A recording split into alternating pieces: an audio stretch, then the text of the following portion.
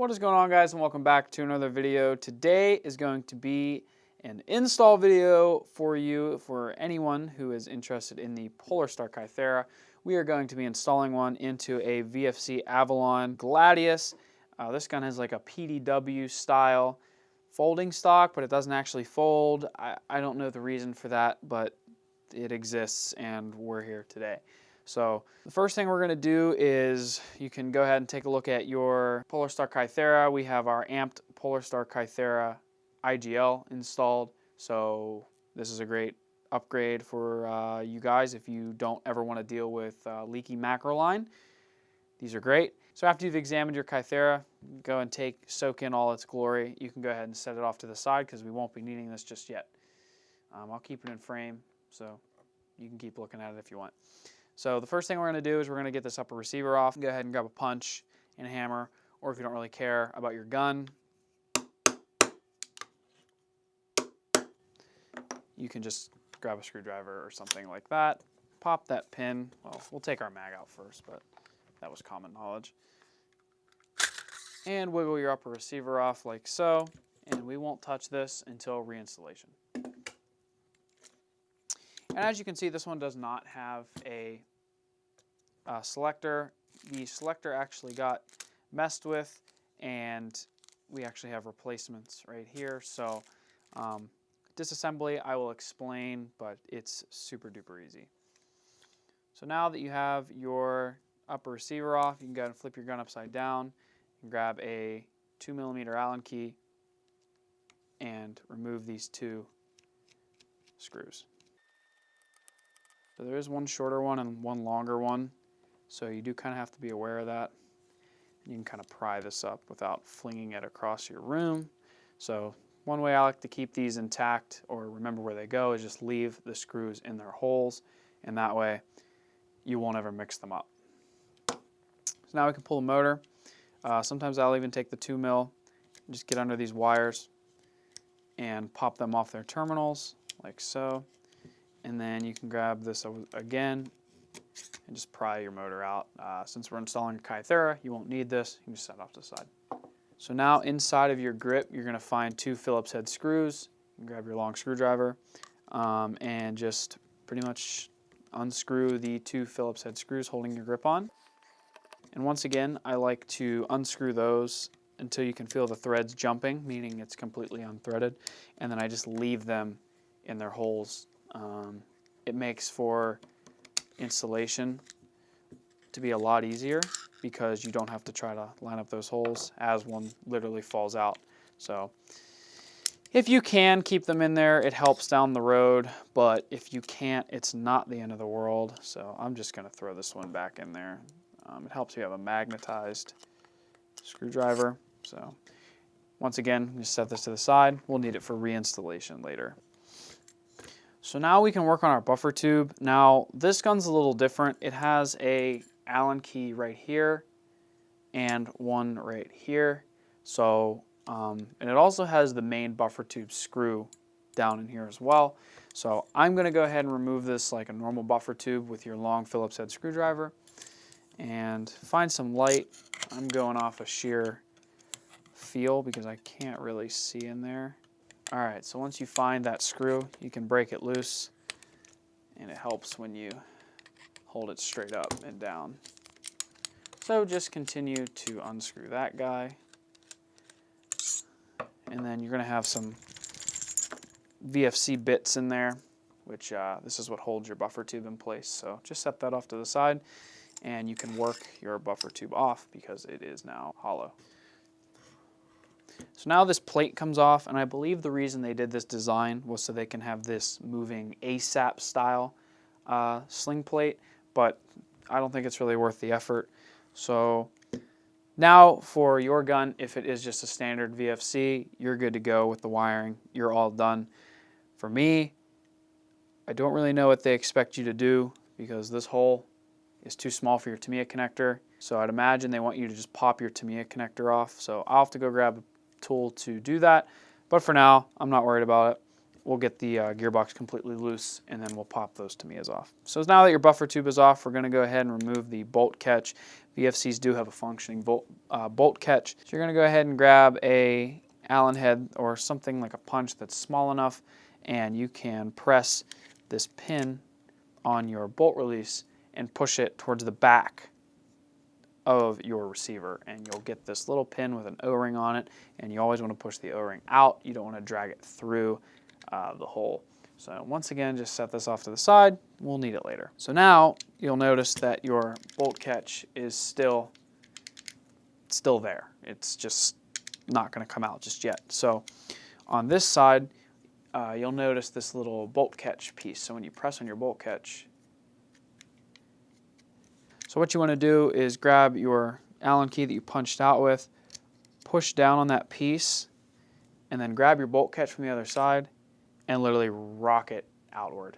And then you can release the silver piece on that side, and now your bolt catch is good to go with your pin. I like to keep them together so I don't mix them up. And now you can flip your gun over and get your mag release out. So press on the mag release. It's like a real AR-15. It doesn't actually have any tools. So just push it as hard as you can until you notice your mag release come out, and spin it to the left.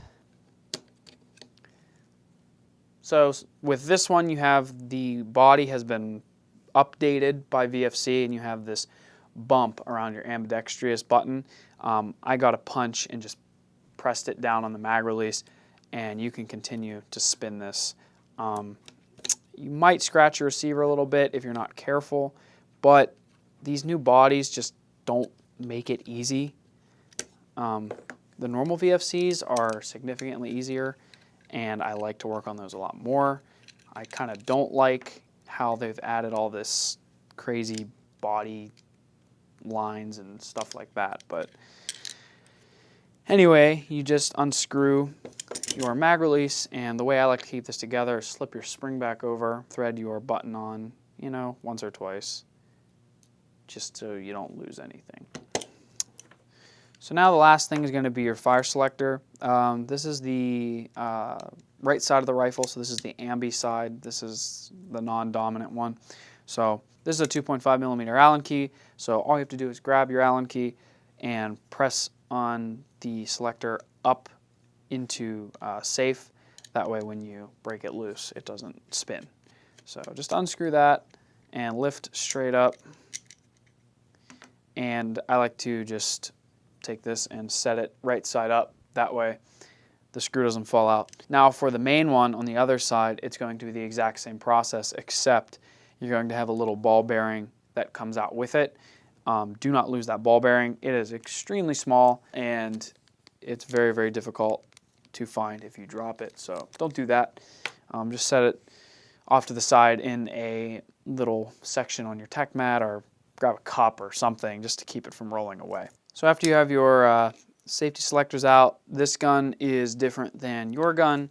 You're going to have a front body pin. This one has like a plate that keeps them from falling out, even though I've never had an airsoft gun lose one of those pins before. But VFC decided to add this plate, and sure, whatever they want to do.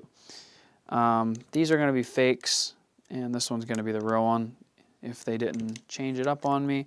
And it can only come out one way because it has these heads on them. So this is going to be too thin for my punch, so I'm just going to use an Allen key and push it right out. Go ahead and pull this out, and you can set it with your plate. I guess the reason they did this little plate right here instead of just a pin is this one doesn't have the serrations that your pin would have. Your pin only goes out one way. So when you look at it, if you see grooves or slits on one end, that end should be punched out of the gun. Don't punch it through the gun because that's wider. That's how the pin stays in place. So now that you have this out, I guess this gun doesn't have a rear body pin. So this is not real, which is very, very strange. I guess that's why they have that pin there. But in your case, you're going to go ahead and punch out this rear body pin. And once you punch that out, you're going to be able to lift your gearbox out of your lower receiver. go ahead and pull your gearbox out. I'm going to go ahead and figure out this whole thing right here, and then we will start breaking into the gearbox.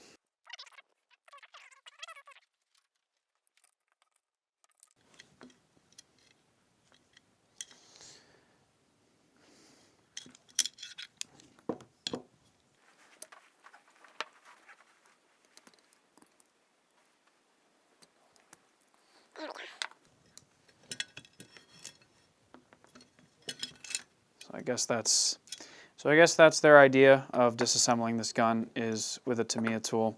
If you don't have one, I think you can remove Tamiyas without them. I've always used the tool. Now that you have your lower receiver completely disassembled, we can just set it up top here. You'll notice that these little gears will fall out when you take your gearbox out. That's supposed to happen. They just free float on the gearbox shell, so don't worry about it. You'll be okay. So we'll just set that one gear to the side. Now this side's missing the gear. That's why I have the extra gear set here. But the first thing you're going to need to do is grab your very small Allen key or a pick tool and pry up on this one gear, and then flip the gearbox over, and you can pull that one off, and then this pin will go with them. Once that's removed, we can go ahead and flip our gearbox over, and you're going to need to remove your bolt catch. This guy has a super tiny Phillips head right here, so press really hard down when you unscrew it, because sometimes these ones are kind of weak and you would hate to strip that.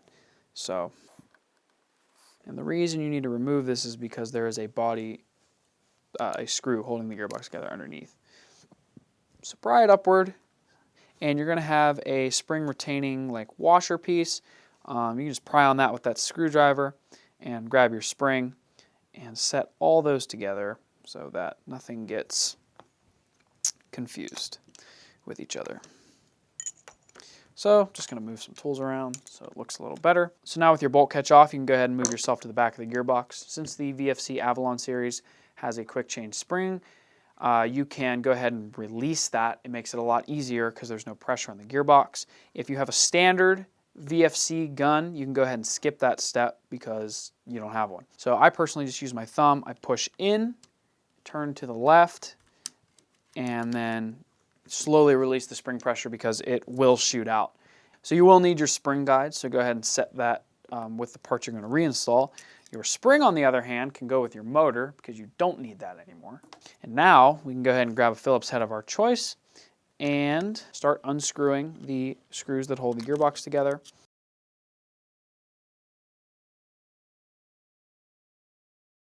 All right, so there was a mishap with the camera. It stopped recording right as I was unscrewing the gearbox. Once you unscrew all those screws, you're going to go ahead and pull the top of the gearbox off, and you'll be exposed to all your parts in the gearbox. The only part I think I told you to keep was this guy, your spring guide, and then everything else will come out. Your cylinder, your piston, your gears, everything. Now you're left with the anti-reversal latch, which is right here on the back side of the gearbox. That guy can wiggle out. You're not going to need that again. Then you can work your way over to your trigger contacts, and right behind that is your cutoff lever, which you can now unscrew and set that screw off to the side because you're not going to need it. Now you can wiggle your cutoff lever out from behind your trigger contacts, and you're not going to need that either. So now there's going to be a spring on your trigger contacts connecting this post to the rear of the trigger contact. That can just be popped off with your screwdriver, and you're not going to need that either. So now there's a little Phillips head screw right on the lower left of your trigger contacts. You can grab your Phillips head and unscrew that and set it to the side. Normally, when installing a HPA engine, you would keep that screw because that would then hold down your trigger board. But since this is a fully mechanical system, all in one unit, you will not be needing that. Rip your wires out. They will probably be glued down because VFC glues them down to keep them out of the way of the motor, which is a good thing, so you don't eat up your wires by just using your gun. So now you can lift your gearbox and a little spring will fall off of your selector plate you're not going to need that anymore because this is a semi-only system and the safety is mechanical. So now we are left with the empty shell of the gearbox, and it's time to grab our Kythera. Now this is a first for me, so the Kythera unit should theoretically drop where the cylinder used to be and fit over some posts right on the back. So let me move this shell and set this up here a little bit more.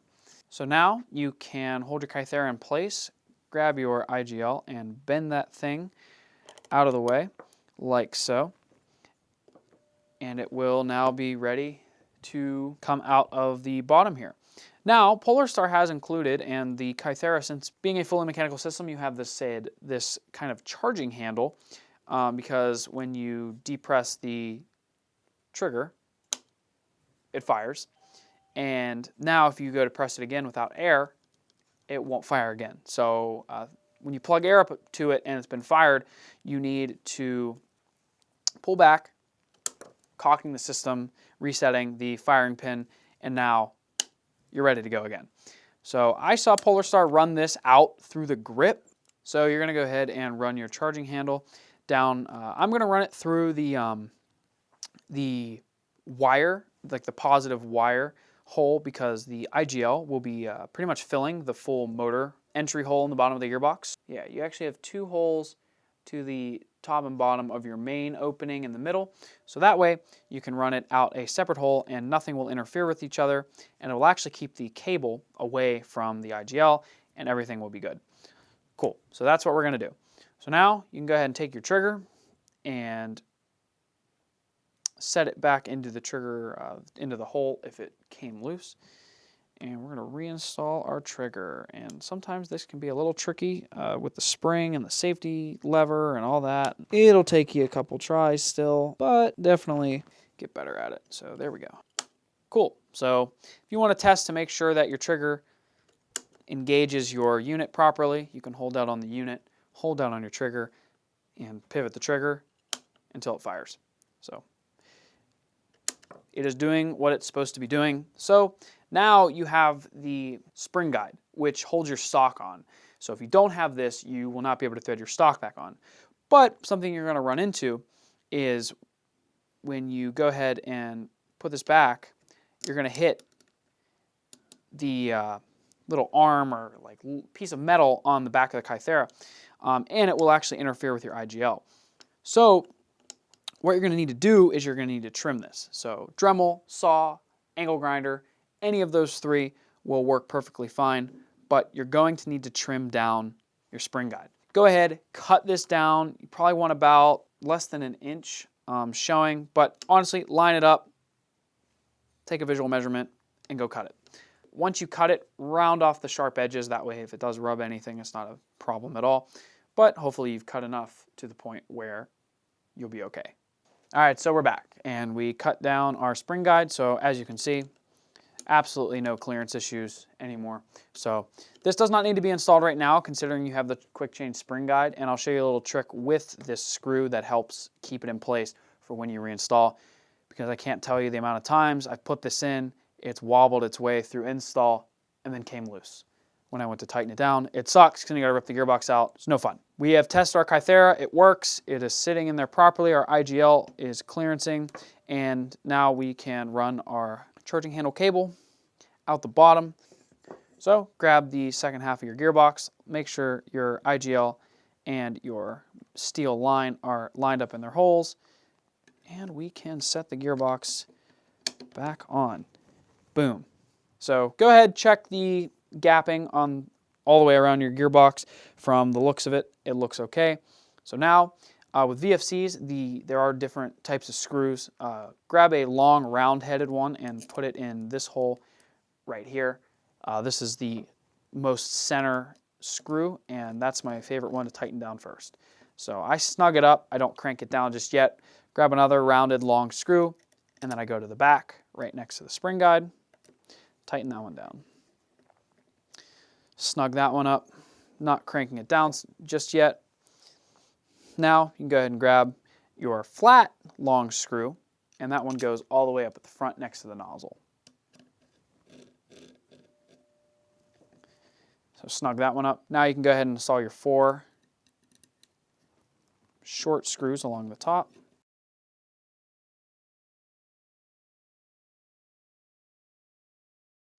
And now, last but not least, you can grab your rounded long screw and put it in the bottom. So now this one you can actually snug up pretty well and then kind of work your way around the gearbox. Top right, back here.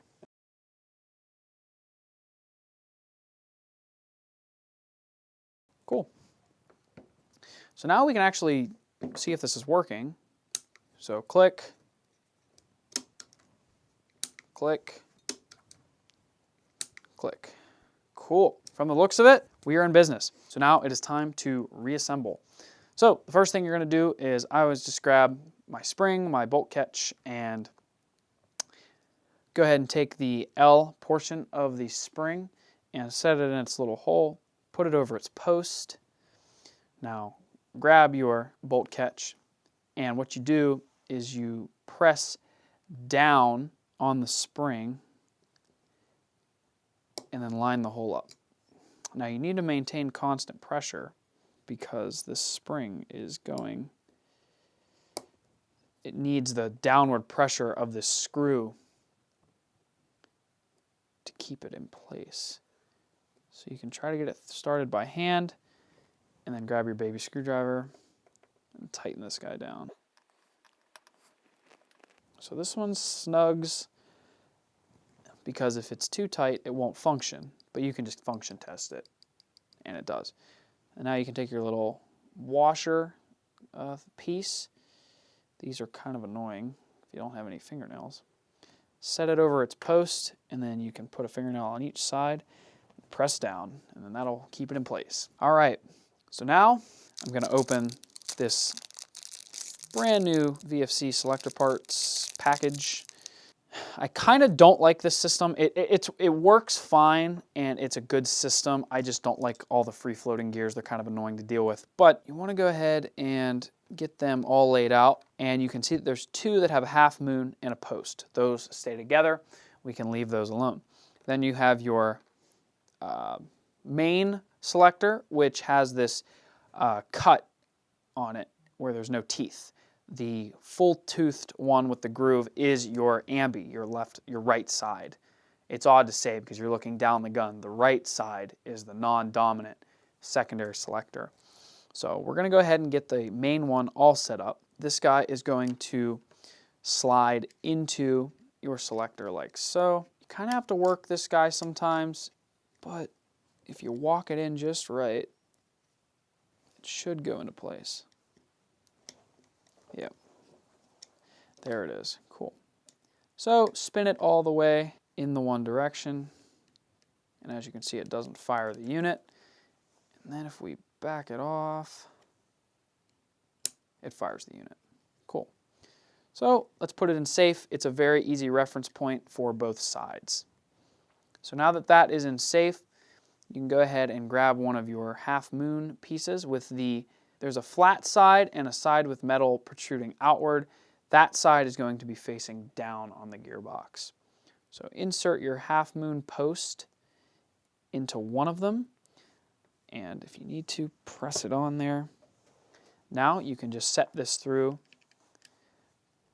this hole at no particular order as long as it's lining up with the selector here. So as long as the teeth are meshing, you're totally fine. So now you can put your thumb over your selectors and spin the gearbox over and put the other half moon on. Remaining pressure on the other side because these can sometimes be kind of tight. All right, so this one was very tight. I don't know why, but it just is. So now that you have both of these in place, you can make sure that your main safety is in safe, and then flip your selector over, set the gearbox flat on the ground, and then with this one, you can confirm, but you have a notch to the back of the hole.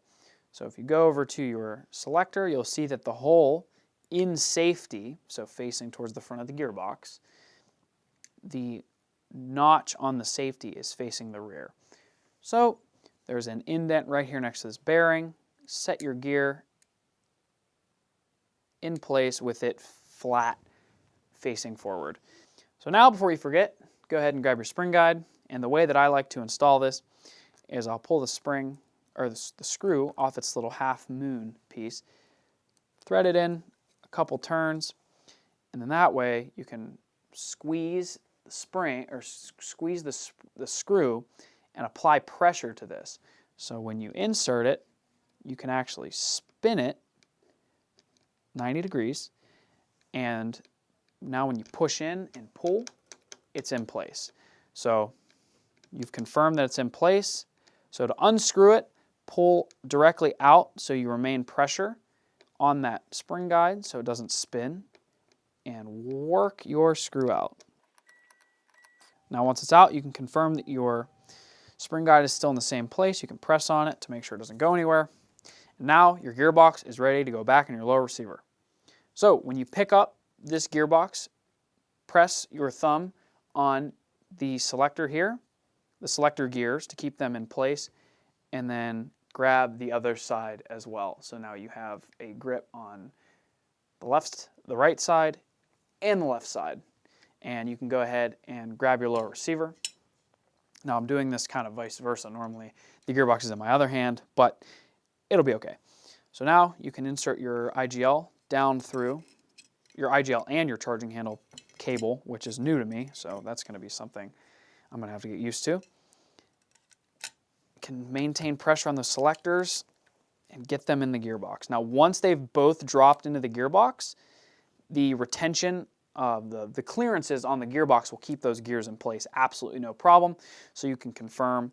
So now this one's pointing a little downward. So let's see if the other one's doing the same thing. So they are.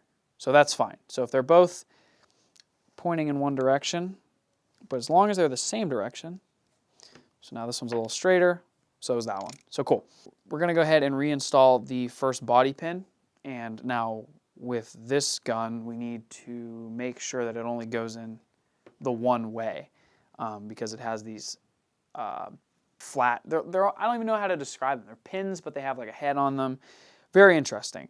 So this one should slide right in because it has no serrations and all the way to the bottom.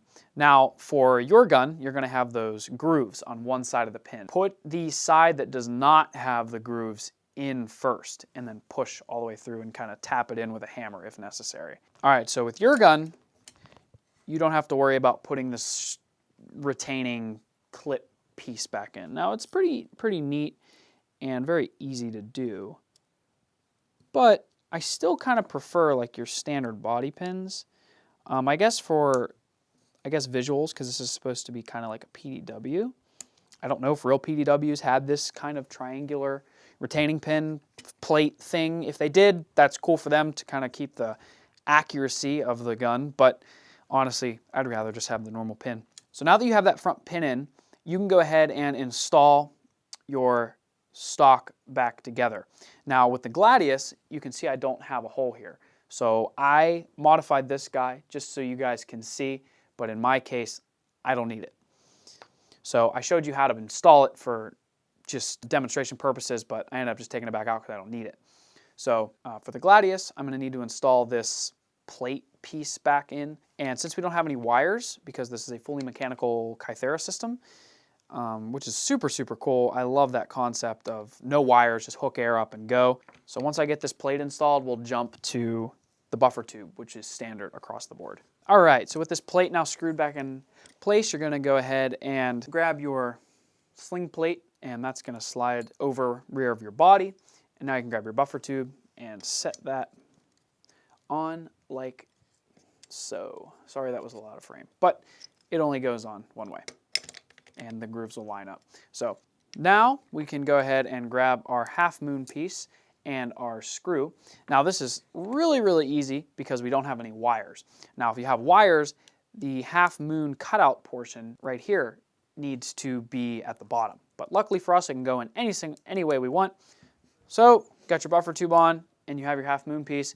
Since we have no wires, you can just drop it straight in and you can look down into your buffer tube with some light, which I don't have a lot of, and you kind of fish around with it until it's straight up and down, Try to get some light in this buffer tube, which I have literally none of.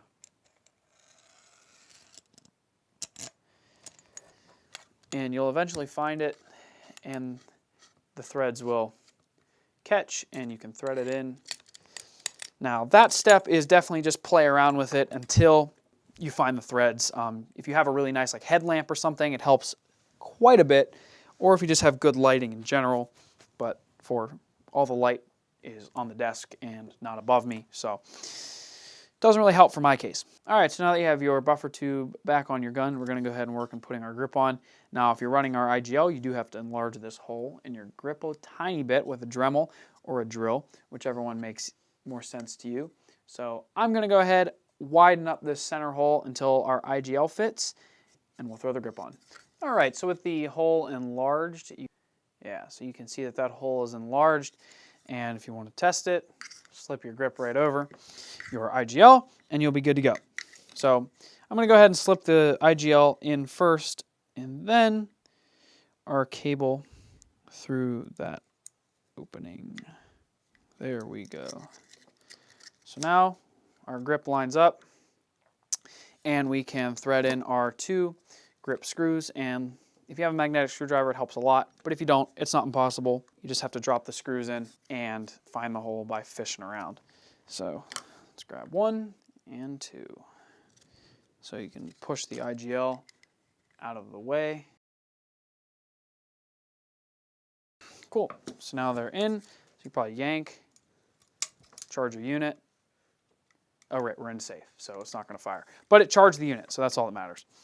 So, cool, now time for our selectors, which are pretty easy once you get the plates in, which we did because we're at this step so far. So, like I said, the ball bearing is insanely small. I don't even know if I can get the camera to pick up on that, but it's easy to install once we get there. So, all right, so with your ball bearing set off to the side, they seem to have added threads to the actual selector itself, so no big deal. You just want to, without the ball bearing, set this in and line it up to where it's flush and it is sitting directly across. So now that the holes are lined up, we're good to go. Now the ball bearing is going to go towards the back, so if you're in safe, put the ball bearing on the auto setting and gently drop it in place like so. So it's now sitting on your receiver. And then you can see on the inside of your selector you have a spring and a hole, and that is how the ball bearing rolls and locks your selector in place. So set it straight on there and press straight down and look at the bottom of the selector and you will see that there isn't a gap. Grab your Allen key while maintaining pressure on the selector and start to thread in, and it will catch the plate underneath.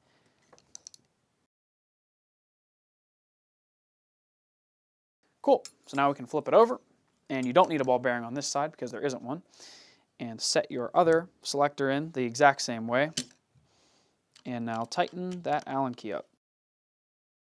So now you can function test. Cool, safety works. Now you're never going to need to go into auto with this gun because it doesn't have auto. All right, so now that your selectors are now functioning, we're going to go and move on to the magazine release. You can go ahead and unthread the mag release as we had it. Set your mag release in. It only goes one way. Hold on it with your finger. Flip the gun over. Set your spring down in the hole over the mag release poking through. And you can see that one side of your button has an indent and one has grooves on it. Now the grooves are serrations to, I guess, help with grip when pressing it. So that is the side that's going to be facing upward. You can get about a turn or two before you run out of space. So now you can see it's not going to spin because it started to go into the receiver. So now press as hard as you can on this side, spin the gun over, and get a few rotations. And sometimes if you pull up on your mag release bar while spinning, it helps. So if you look back over here, thread the magazine release bar into the button until the bar and button are flush. So you don't want to see threads, but you don't want the bar poking up.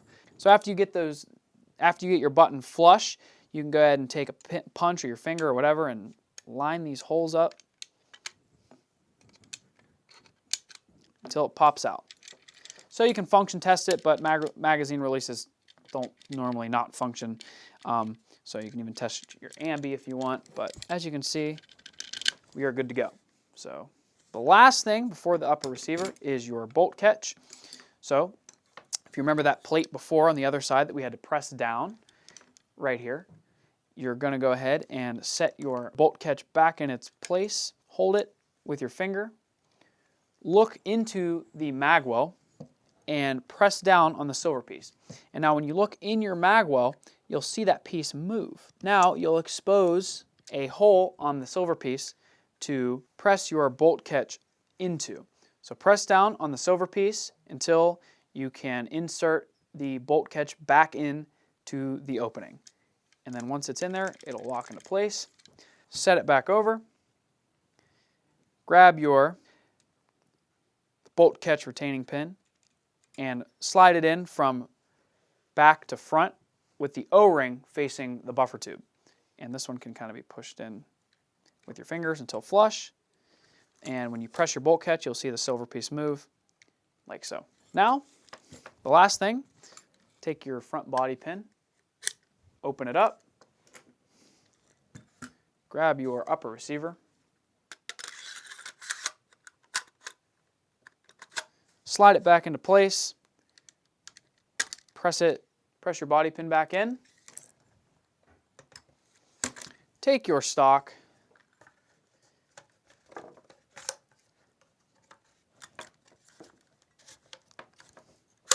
slide it back on, and now you have a fully functioning Polarstar Kythera in your VFC rifle, or any AEG for that matter. So now let's get to the part that everyone actually wants to see, this thing shooting. All right, so we're outside. We're just gonna get a quick shooting test of the Kythera in our VFC Gladius. We have a target set up out there. It is a poster, and it's a Polarstar poster that they sent a huge wad of them. The reason we're using that is because it's a nice dark background. We tried to film a shooting test with a white background, and since the BBs are white, you can't see them. So we're just gonna use that black Polarstar poster. We love you, Polarstar, so we're not shooting your poster out of spite. Just, it makes for a great target. So let's go ahead, load this thing up with some .25 Elite Force BBs and get shooting.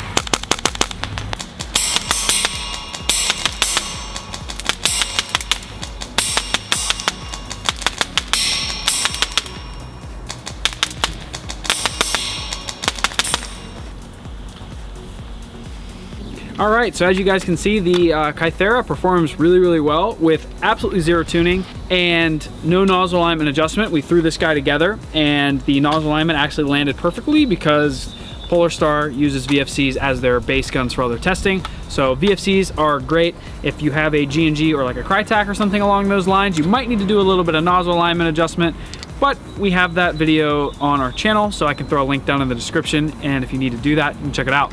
But super happy with this engine. It's fully mechanical, so you literally plug the air up and you can go to town, and there's no batteries, no electronics. You can submerge this thing in water. It's so cool. So if you guys are looking to pick one up, head over to ampedairsoft.com and you can get your pre-order in, because Polarstar should start shipping these out very shortly. So once again, super happy with this product, and hopefully we'll get to test it on the field and bring some gameplay with it as well. So thank you guys so much for watching, and as always, have an awesome day.